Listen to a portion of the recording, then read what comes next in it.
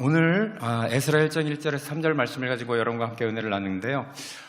요즘 그 넷플릭스 영화가 굉장히 거기서 많이 나오고 있어요. 그 중에서 소년 심판이라는 것을 지금 방영을 하는 것을 많이 유행이 되고 있더라고요.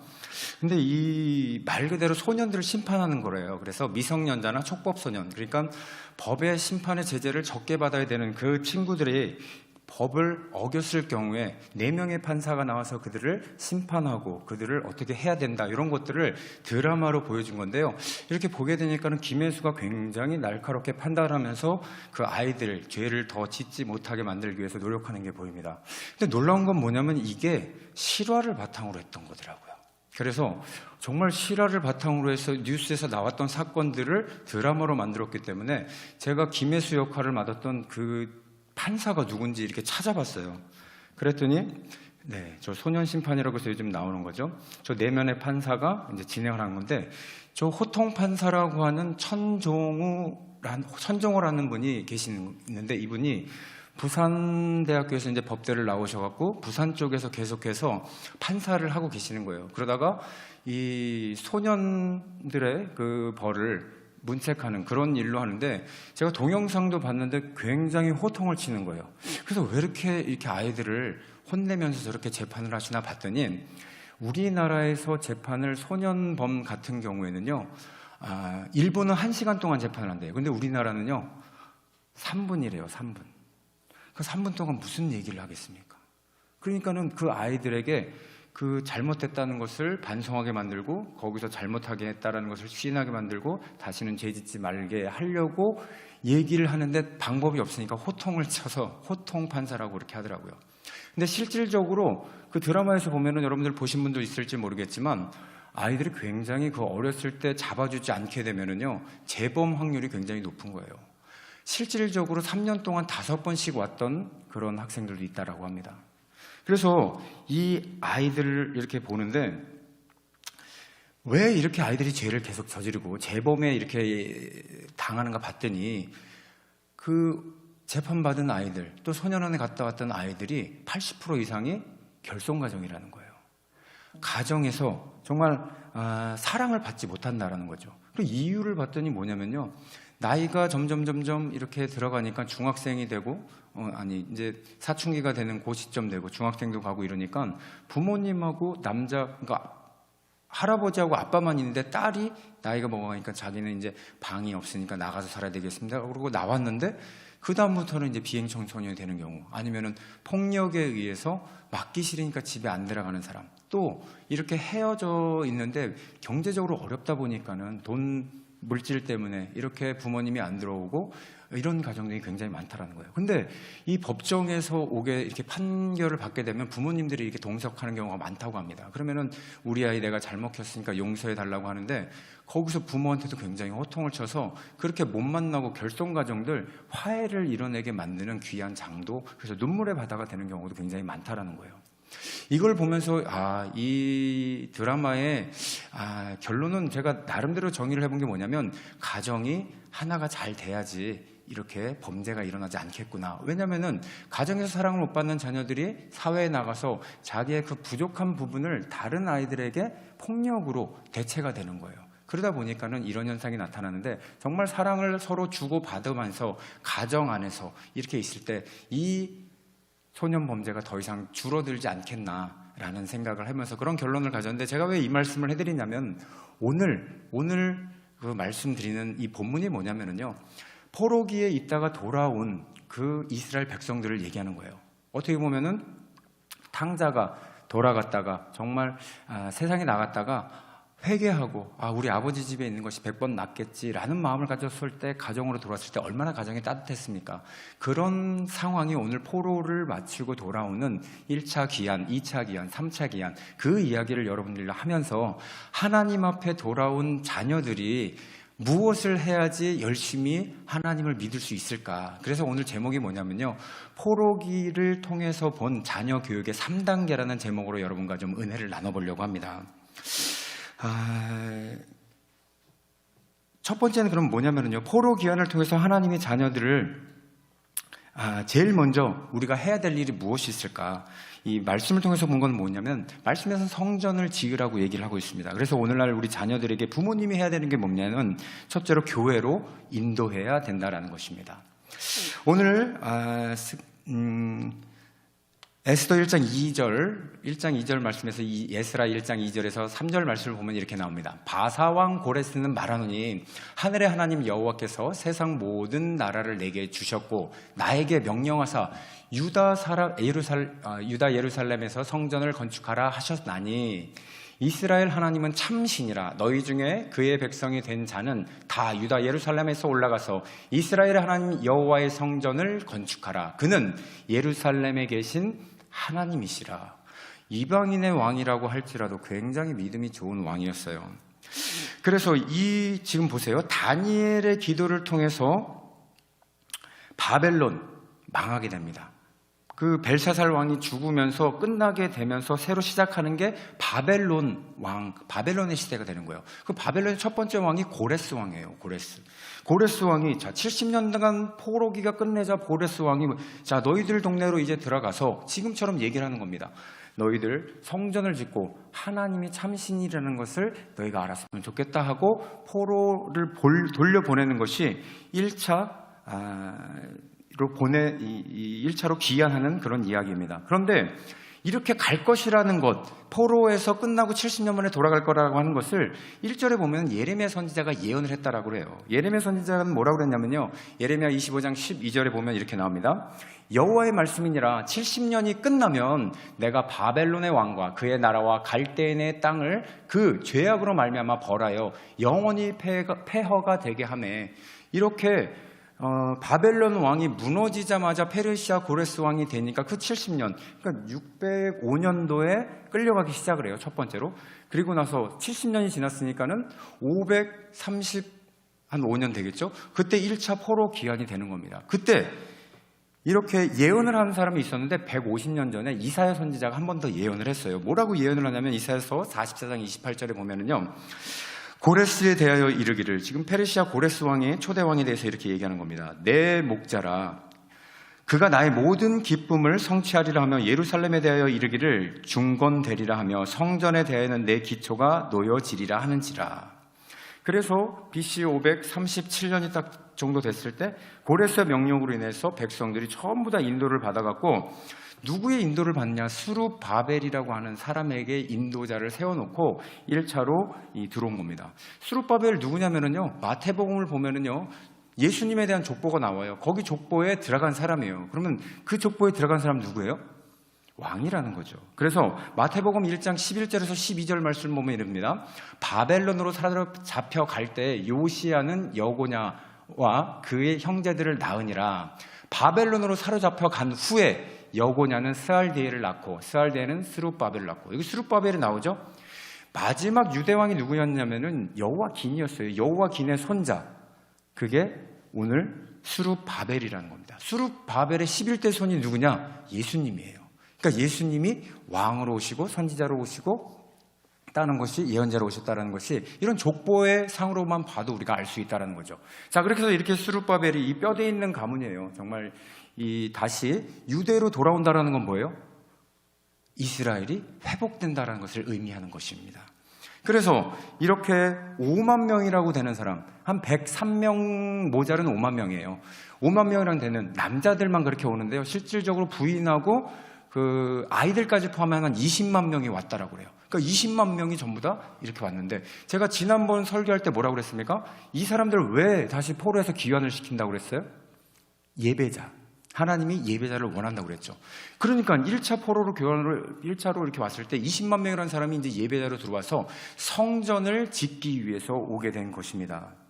근데 잘 보세요. 예레미야 선지자 예언도 있었죠. 이사야 선지자 예언도 있었죠. 고레스 왕이 페르시아 왕으로서 물자도 지원해주면서 성전을 지으라고 그랬죠. 말씀에 따라 이동하고 지금 세워져 있는 이방인 나라의 왕이 물질적으로 도움을 줘갖고 20만 명이나 되는 사람이 1200km를 걸어서 예루살렘 땅까지 왔으면, 거기에 있는 사람들이, 남아있는 사람들이 진짜 뭐 소를 잡거나 플랜카드 걸면서 잘 왔어, 이제 우리 한번 나라를 건설해보자, 이렇게 해야 되는 게 맞는 거 아니에요? 근데요, 딱 돌아갔더니 황폐함이 그지없었다고 그래요. 딱 갔는데 옛날에 느부갓네살 왕이 거기를 다 성전을 부셔버리고 그 갔던, 그러니까 밑둥만 남겨놨다는 것을 그루터기라고 그러죠. 나무를 다 이렇게 자른 걸. 그루터기만 남겨져 있는 그 황폐한 성읍을 보고 얼마나 실망을 했는지 몰라요. 와, 정말. 그런데 하나님께서 이렇게 불러주신 것은 우리가 회개하고 다시 하나님께로 돌아오신 그 약속이 이루어진 것처럼 여기서 성전을 짓게 되면 하나님께서 우리에게 다시 임재해 주시겠구나. 그러면서 스룹바벨이라는 사람은 힘을 내도록 독려를 했다라는 거예요. 그러니까 80세 이상 먹으신 노인분들, 그러니까 뭐예요? 70년 전에 이 땅에 살다가 다시 포로로 갔다 돌아온 사람들은 같이 열광하고 좋아했어요. 왜냐하면 솔로몬의 성전을 그때는 받고 예배를 드렸고 마음껏 하나님 앞에 제사를 드렸던 것을 알았던 그 노인분들은 이 포로로 돌아와서 열심히 한번 살아보겠습니다 했는데 그 자녀들 누구예요? 스룹바벨도 그 이름 뜻이 뭐냐면요, 이국인에서, 외국에서 태어난 자예요. 그러니까 이방 땅에서 태어난 자. 그러니까 뭐예요? 예루살렘이 고향이 아닌 그 교포 2세들, 페르시아의 교포 2세잖아요. 그 자녀들은. 그 친구들은 고향을 버리고 예루살렘을 부모님 따라 왔으니까 얼마나 생뚱맞겠습니까? 아, 여기서 어떻게 살라라는 거야. 그리고 예배라는 게 도대체 뭐고, 하나님 말씀이 도대체 뭐고, 이랬던 시기였습니다. 그렇지만 스룹바벨은요, 하나님의 말씀에 따라서 이 자녀들, 하나님 뭐를 원하셨어요? 이 다음 세대들에게 예배자가 되기를 원하셨던 거예요. 그래서 이렇게 같이 와갖고 정말 그것을 성전을 지으려고 했는데 방해하는 사람이 두 부류가 나타납니다. 첫 번째 부류가 누구냐면은 그 땅에서 가난한 자는 데려가지 않았어요, 포로로. 그 가난한 자들이 남아갖고 뭐라고 그러냐면은 그 성전의 기초를 쌓은 것을 보고 통곡하니라 라고 하는데, 아니 성전을 쌓은 걸 보면 좋아야지 왜 통곡을 했을까 봤더니 솔로몬의 성전보다는 3분의 1가량 작게 성전을 짓는 거예요. 그러니까 이전에 솔로몬의 그 영광처럼 큰 성전을 지어다오, 왜 이렇게 큰 성전을 안 잡고 작게 짓느냐라고 울면서 막 통곡을 하는 거예요. 또 한 부류는 누구였냐면 사마리아 사람들, 이웃에 있는 사람들이 오더니 뭐라 그러냐면은, 여기다가 성전을 짓게 되면은 이 사람들이 우리하고 적대시가 될 텐데, 그러면서 페르시아에다가 고소장을 써갖고 막 보내요. 여기서 이렇게 성을 짓게 되면 이스라엘 사람들이 세금도 안 내게 될 거다. 그렇기 때문에 이 사람들 예전에도 이렇게 하다가 망해버렸는데 다시 두 번 이런 일 겪으면 안 됩니다. 그러니까 이 사람들 성전을 짓지 못하게 됩니다 라고 막 자꾸 상소를 보내는 거예요. 그러니까는 고레스 왕 이후에 다리오 왕까지 해서 계속 보내니까 성전이 시작되는 것을 중단이 돼요. 2년 만에 중단이 됩니다. 그리고 나서 16년 동안 성전이 짓지를 못하게 됩니다. 마찬가지로 여러분 보세요. 우리 교회 우리 자녀들 데리고선 처음에 오면은 뭐가 문제입니까? 우리 자녀들 주변이 문제예요. 게임을 열심히 하다가 친구들이 그래요. 야, 3대3으로 해야 되는데 네가 없어갖고 안 돼, 빨리 와. 뭐 이러면서 전화가 와서 주일날 그렇게 또 예배를 못하게 하고, 조금 나이 든 성년들은 뭐라 그래요? 불금이고 불토고 이러니까는, 야, 너만 오면은 자리가 맞아, 너만 오면은 돼. 이래갖고서는 믿음 생활을 못하게 자꾸 하고, 뭐 운동하러 막 나가야 된다라고 해서 엄마 저녁 때 권사님한테 막 이렇게, 엄마 권사님한테 저녁 때 예배 드릴게요 그래 놓고 안 오는 경우가 부지기수라는. 그게 뭐냐면은 내 주변의 환경을 정리를 못한다라는 거예요. 그래서 이렇게 문제가 생기고 시작하지 못하게 되는데, 저 역시도 마찬가지였어요. 저 역시도 정말 교회 나가기가 처음에 힘들더라고요.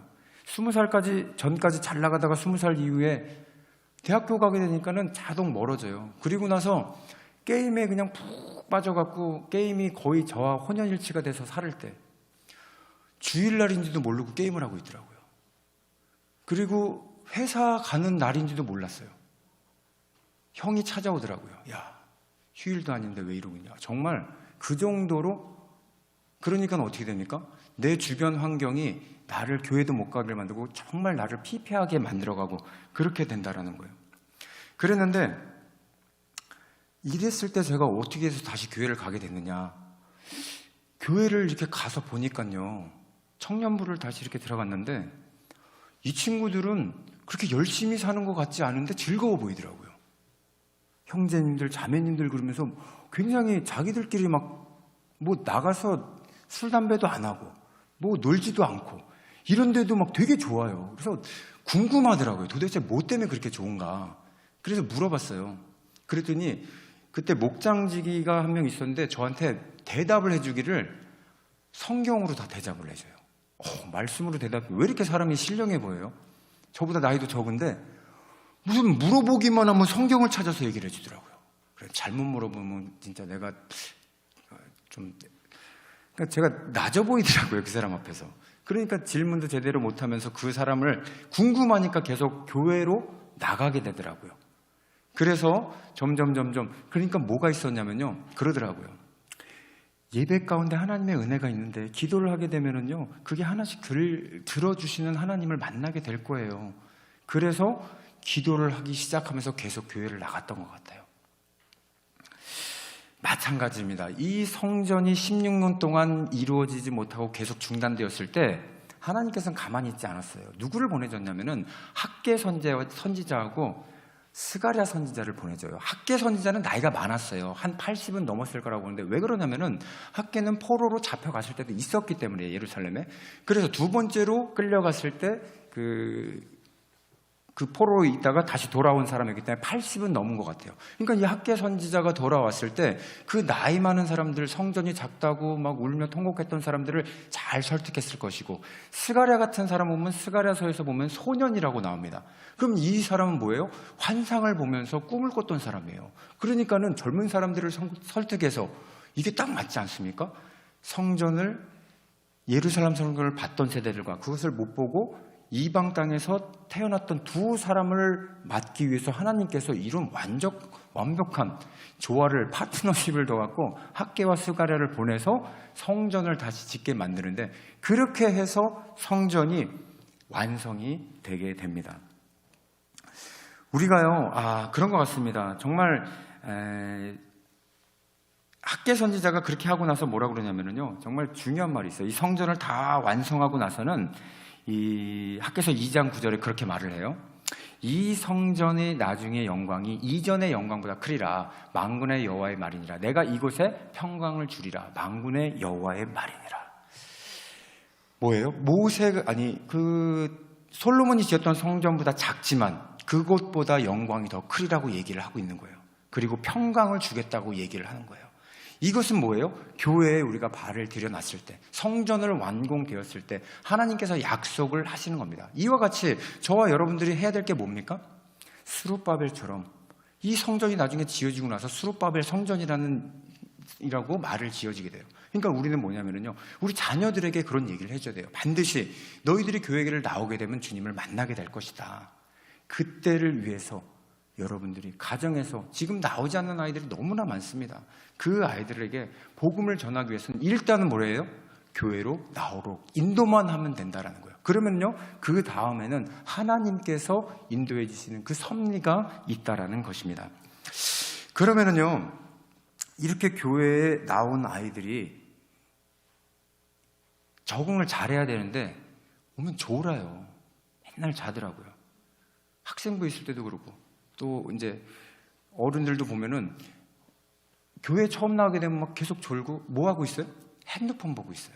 그러면 이런 아이들, 정말 그런 사람들을 어떻게 해야 되느냐. 그래서 우리가 두 번째로 뭘 해야 되냐면은, 자녀들을 교회에 데리고 왔으면 적응을 못 하는데 그 생활 습관을 끊어줘야 돼요. 그래서 잘 흡수되지 못하게 되는 것을 막기 위해서 우리가 두 번째로 해야 될 것은 반드시 말씀이 그들에게 임해야 된다는 것입니다. 7장 12절 말씀 한번 볼까요? 에스라 7장 12절에 보면은요, 모든 왕의 왕 아닥사스다는요, 하늘의 하나님 율법의 완전한 학자 겸 제사장 에스라라고 이제 출연을 해요.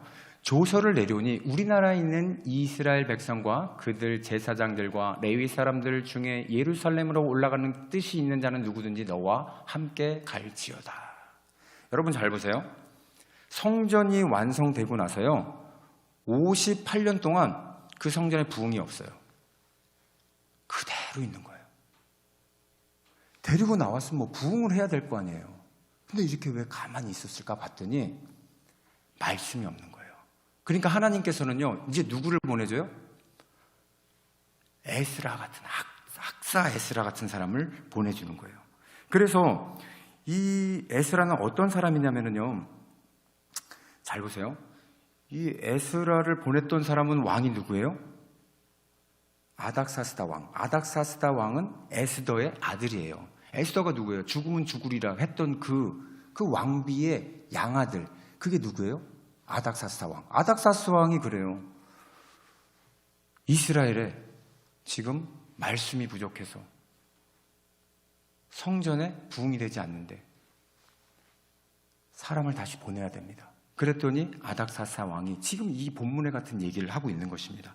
그래서 에스라를 보내는데, 이 에스라가 누구냐면요, 에스라 7장 10절에 보면요, 이 사람은 성경에 굉장히 능통했던 사람이라고 나오고 있어요. 뭐라고 그런지 보세요. 에스라 7장 10절에 에스라가 여호와의 율법을 연구하여 준행하여 율례와 규례를 이스라엘에게 가르치려고 결심하였더라. 그러니까 뭐예요? 포로기에 있을 때 똑똑한 사람이 없어요. 근데 모세 오경에 능통했고 또 그곳에 태어났지만은 교육을 받았던 사람이에요. 그래서 에스라와 느헤미야도 썼다고 하지만은 진짜 쓴 거는 뭐냐면요, 아담에서부터 고레스 왕까지 그 포로기까지의 한 뭉탱이로 쓴 게 뭐냐면 역대상하입니다. 그러니까 역대상하를 써갖고서는 이스라엘의 두 번째 포로 귀환을 해갖고 거기서 가르치기 시작을 했다라는 거예요. 이게 두 번째 포로 귀환이 되는 일입니다. 그러니까 뭐예요? 말씀이 들어가지 않는 우리 아이들을 어떻게 해야 됩니까? 정말 너무나도 많지 않습니까? 그래서 오늘 성경에 보면 에스라가 처음에 와서 뭐를 했냐면요, 하나님 말씀을 그대로 가르쳐줬어요. 이스라엘 백성들이 포로로 가는 이유가 뭐예요? 우상을 섬겼기 때문에 통혼을 해서 다른 나라, 그러니까 솔로몬의 기원이 했던 거죠. 나라가 분열됐던 것도 그 1000명이나 되는 여자들하고 우상까지 받아들여서 나라가 분열이 되고 결국 포로로 끌려간 이유가 뭐예요? 우상 숭배란 말이에요. 그러니까 에스라가 와서 제일 먼저 한 게 뭐냐면은 에스라 9장 10절 말씀에 이렇게 나옵니다.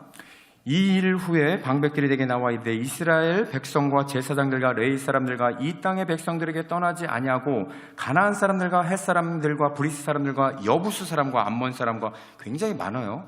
모압 사람들과 애굽 사람들과 아모리 사람들의 가증한 일, 그게 뭐냐 보면은 2절에 그들의 딸을 맞이했대요. 아내와 며느리로 삼았고 거룩한 자손이 그 지방 사람들과 서로 섞이게 하는데 방백들과 고관들이 이 죄에 더욱 으뜸이 되었더라. 여러분 보세요. 방백과 고관 누굽니까? 지도자들이에요. 58년 동안 있으면서 한 게 뭐예요? 성전 지어놓고서는 이방인들하고 결혼하고 그들하고 가족을 꾸며서 사니까 하나님이 얼마나 답답하시겠냐 그겁니다. 교회에 나왔으면 뭐하냐는 거예요. 말씀이 들어가지 않아서 세상하고 똑같이 양다리에 걸쳐놓고서는 세상에서 할 일 다 하고 교회만 나오고 이러니까는 변화가 없다라는 거예요. 그거를 보고 지금 에스라 가서 뭐 합니까? 하나님의 말씀을 읽어줍니다. 그러니까 어떤 일이 일어나요? 이들이 전부 다 에스라 10장 10절에 보면은 이렇게 나옵니다. 제사장 에스라가 일어나 그들에게 이르되 너희가 범죄하여 이방 여자들과를 아내로 삼아 이스라엘의 죄를 더하게 하였으니 이제 너희 조상들 하나님 앞에서 죄를 자복하고 그의 뜻대로 행하여 그 지방 사람들과 이방 여인들을 끊어버리라. 보세요. 결혼을 했어요 이미. 그리고 애까지 낳았어요. 그런데 어떻게 해요? 보내버리래요. 가족과 헤어지는 일. 그런데 모세 율법에도 이혼하지 말라고 그랬어요. 어떤 경우 제외하고? 간음한 죄를 빼놓고는. 그렇다면 이게 그럼 잘못된 거예요? 그게 아니라는 거예요. 하나님께 간음을 한 죄를 먼저 저질렀기 때문에 너희들이 원상태로 복구하는 것, 이것이 회개라는 거예요. 우리 자녀들이 교회에 나오면 어우 잘했어. 이제부터 여기서부터 잘하면 돼. 그러면서 더 이상 제재를 안 하는데 그게 잘못됐다라는 거예요. 회개의 역사가 일어나야 된다는 거예요. 네가 지금 잘못한 게 하나님이 너에게 원하시는 게 있는데 그 전에 네가 뭐를 잘못하고 세상의 종로로 탄 게 뭐냐. 그것을 돌이켜서 다시 회개할 때 하나님이 임하신다라는 것입니다. 그래야 우리 자녀들이 교회에서 하나님 말씀을 듣는다라는 거예요. 제가 오늘 국민일보를 보니까요. 중국 굉장히 센 나라예요. 중국에서 어떤 일이 있었냐면요. 아이들이 게임에 중독이 돼버렸어요. 그랬더니 법으로 뭐를 만들자고 그러냐면 일주일에 3시간만 게임을 할 수 있도록 계정을 금토일 3일만 열어줘서 3시간 외에는 게임을 못하게 만들어요. 그리고 부모님의 계정을 사용해서 게임할 것 같으니까 부모님 계정도 막아버려야 된다. 그걸 지금 법으로 만들고 있어요. 왜 그런가 봤더니 이 다음 세대들이 너무 게임에 중독된데 중국에서는 이걸 뭐라고 그러냐면은 새로운 아편이다 이렇게 말해요. 미디어 아편에 우리 다음 세대들, 그러니까는 공산당을 만들어낼 애들이 전부 다 게임을 하고 있다는 거예요. 와, 그러니까 어떻게 해요? 공산당처럼 못해 하고 회의를 해서 결정을 낸다고. 우리는 근데 그 정도 나라는 아니잖아요. 근데 우리 누가 해야 됩니까? 교회에서 그걸 해야 된다는 거예요. 교회에서.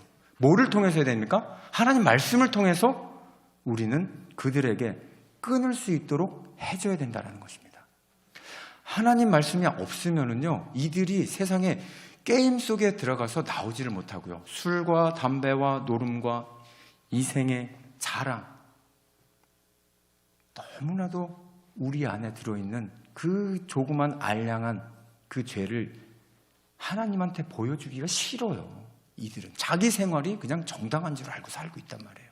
그것을 하나님의 말씀을 에스라가 읽어줬을 때 20일 동안이라는 기간 동안은 회개운동이 일어나고 싹 다 가버리게 됩니다. 그래서 10장 12절 말씀 보면 뭐라고 나오나 보세요. 에스라 10장 12절에 모든 회중이 큰 소리로 대답하이르되 당신의 말씀대로 우리가 마땅히 행할 것이니이다. 이렇게 해서요 정리가 되기 시작을 하는 거예요.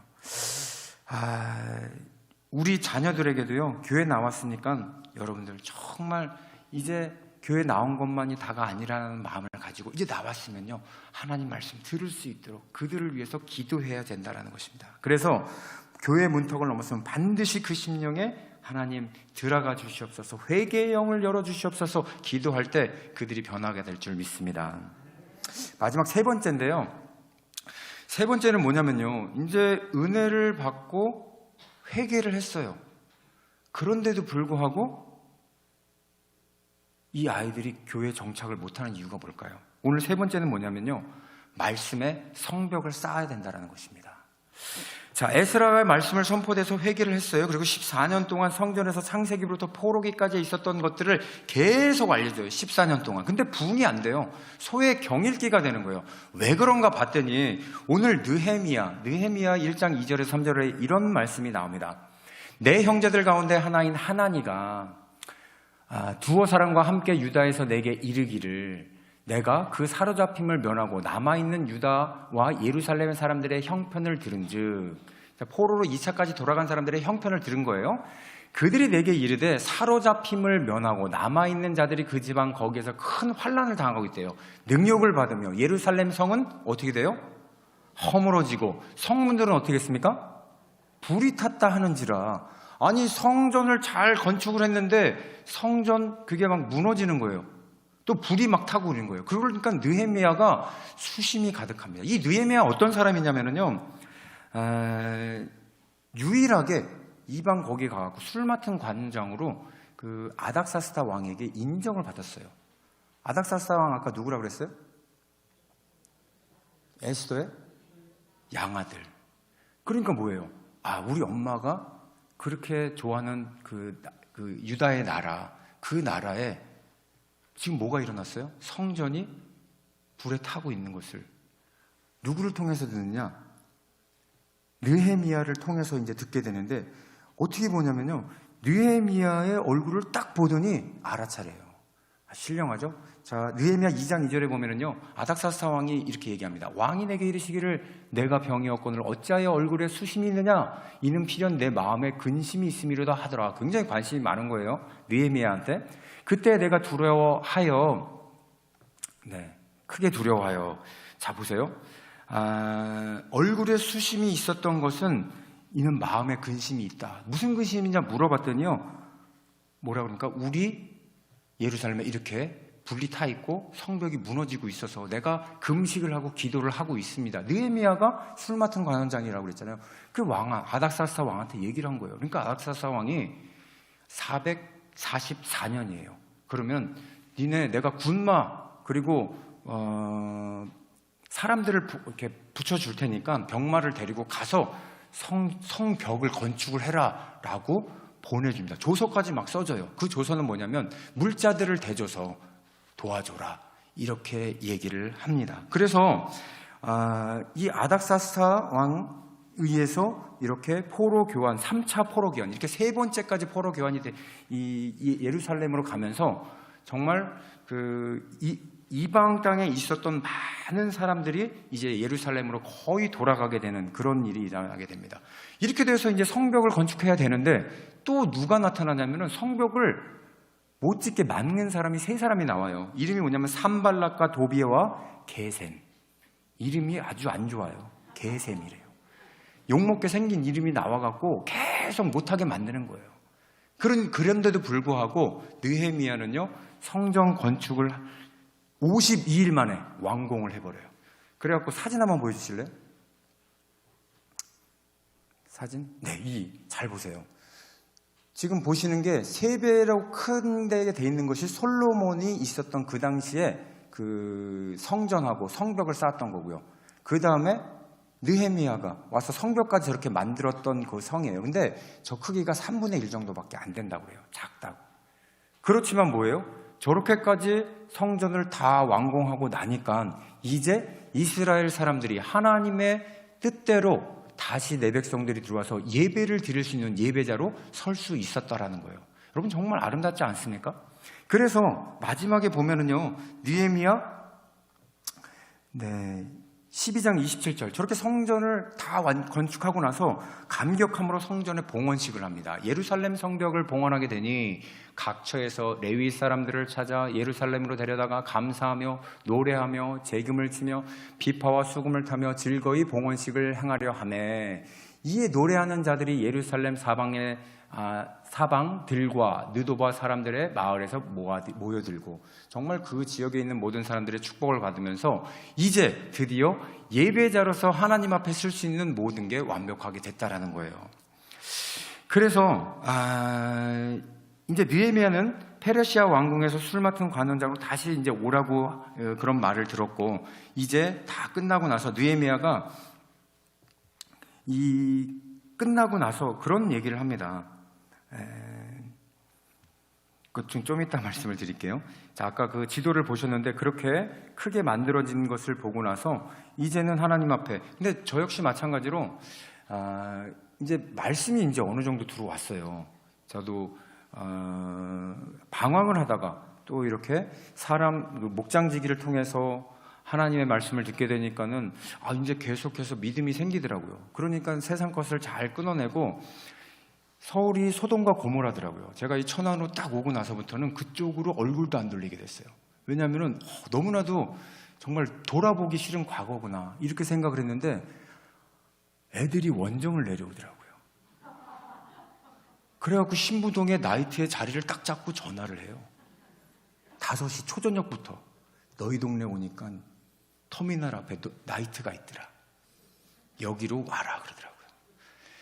친구가 왔는데 안 갈 수도 없고 믿음은 막 이렇게 좋아지고 있는데 갔습니다. 맥주를 딱 이렇게 따라줘서 제가 받았는데 그 친구한테 제가 딱 그랬어요. 그걸 딱 받아놓고 내가 이제 이렇게 노는 게 별로 재미가 없어졌어. 너희들 온 걸 봐서 여기까지 왔는데 재밌게 놀다 가라 하고 거기를 나왔어요. 지금은 그 친구들한테 야 너희들 이제 하나님 믿어야 되지 않냐 뭐 이렇게 자연스럽게 얘기를 하는데, 그때는요 이 악마의 사신들을 피하는 것만도 뭐예요?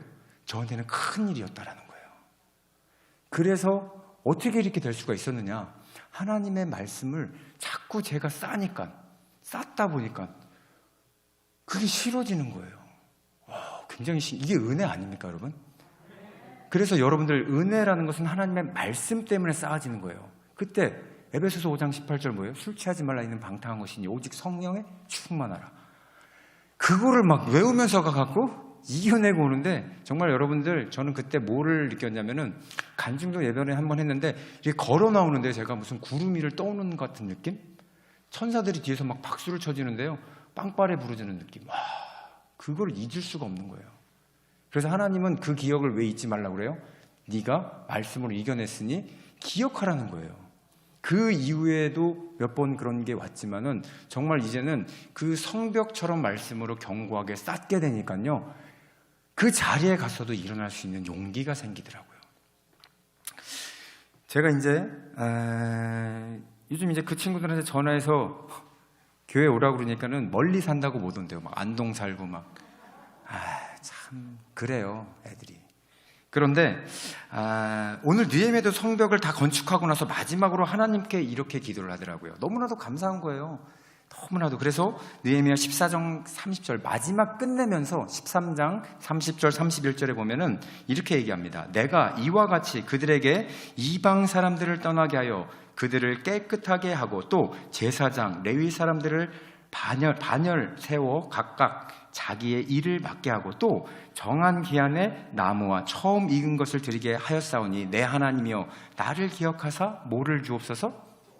그렇죠, 복을 주옵소서 라고 하면서 이 느헤미야가 끝이 납니다. 정말 아름다운 결말인 것 같아요. 백성들은 이방 사람들에서 다 통혼한 거에서 떠나버리고 제사장과 레위 사람들도 자기의 일을 열심히 하고 말씀으로서 예배가 시작되게 하니까 하나님 이제 복을 주옵소서 라고 하는 것이 이 느헤미야가 마지막으로 하나님께 기도하는 장면입니다. 우리 가족들 중에 아직도 교회 못한 자녀들 얼마나 많습니까? 그것을 위해서 기도하고 또 이렇게 나오는 것까지 보고 있어요. 그런데 아니면 지금 교회 나왔는데 회개를 못하고 하나님 말씀이 들어가지 않아서 안타까워하는 부모님들도 얼마나 많습니까? 아니면 성령까지 받았어요. 하나님의 은혜도 알아요. 그런데도 불구하고 말씀으로 쌓지를 못하니까 도로 세상으로 나간 우리 자녀들도 있지 않습니까? 이렇게 열심히 전도했지만 그들이 교회에 정착하지 못하고 주님 앞에 우리가 그냥 주님이 오셨어요. 이런 상황에서 그랬을 때 하나님께서 아니면 그 자녀들이 뭐라고 할까요? 오늘 이 말씀을 마지막으로 설교를 마치려고 하는데요. 리차드 매더라는 사람이 청교도의 목사님이에요. 중세시대의 사람인데요.